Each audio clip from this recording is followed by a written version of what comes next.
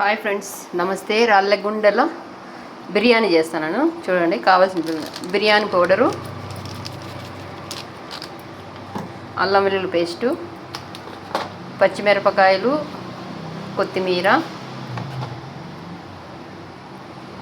కారము, ధనియాల పొడి, పెరుగు.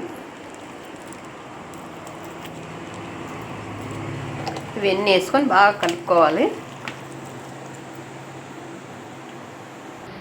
ఆయిల్ పెట్టుకున్న మసాలా దినుసులు, బిర్యానీ ఆకు, యాలకులు, చిన్న యాలక, పెద్ద యాలక, చెక్క, లవంగా అన్నీ వేస్తాను.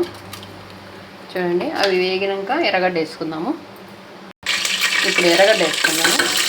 ఎర్రగడ్డ వేగాలి, వేగినంత వరకు వేయించుకొని ఎర్రగడ్డ వేగినాక ఈ కలిపి పెట్టుకున్న రాళ్ళగడ్డలు వేసుకున్నాము. అలా వేగినాక నూనె పైకి వెళ్ళినాక బియ్యం వేసుకుందాం. బియ్యం వేసేసుకొని 3 గ్లాసులు బియ్యం వేసినాను. 3 గ్లాసులకు గ్లాస్కి వచ్చి 1.5 గ్లాసు నీళ్ళు పోస్తాను. 3 విజిల్ వచ్చినంత వరకు మూత పెట్టుకొని ఉడికించుకుందాం.